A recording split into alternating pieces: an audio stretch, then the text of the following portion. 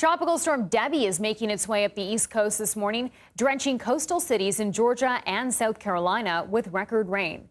The storm has moved off the southeast coast, but is expected to get stronger as it returns inland later this week. CBS News national correspondent Manuel Bojorquez is in Charleston, South Carolina, where many roads are still closed due to major flooding. Thank you so much for being with us, Manny. Talk about the flooding that you're seeing there. What's going on behind you? Well, the situation has improved, definitely did overnight. You can see it's still raining right now. But because we got a pretty decent break from the rain, most of the floodwaters at this point have subsided. So there are signs you can see behind me, drivers now, that the city is slowly coming back to life. The city decided not to extend the curfew, so people are able to move about the city today. But there is still the threat of additional flooding, not just in Charleston, but throughout the Carolinas, North Carolina as well. The reason is because the storm, as you mentioned, just sitting, hovering just offshore, continues to draw moisture from the Atlantic.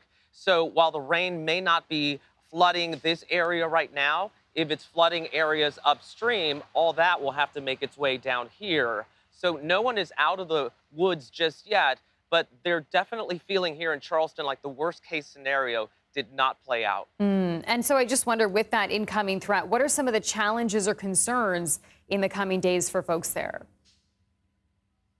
Well, we're already hearing about some of the streams and rivers upstream from Charleston, getting above flood stage. And so there are concerns about those flood situations and communities around there, possibly some evacuations. We're going to check those out in a little bit.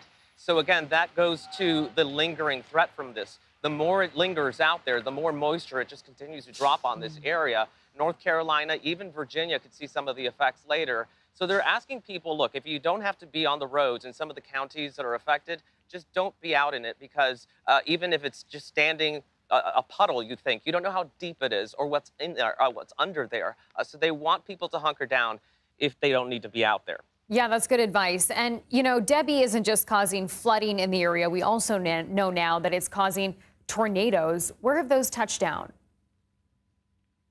There was a tornado in Monk's Corner, which is about 30 miles from Charleston, that caused some damage to businesses there, flipped some cars around. Fortunately, no injuries reported there.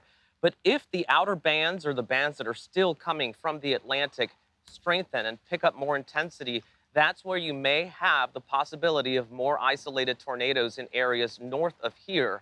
So that's why it's important for people to heed the warnings. We've seen tornado warnings popping up left and right ever since this storm started to hit Florida a few days ago. Okay, Manny, thank you.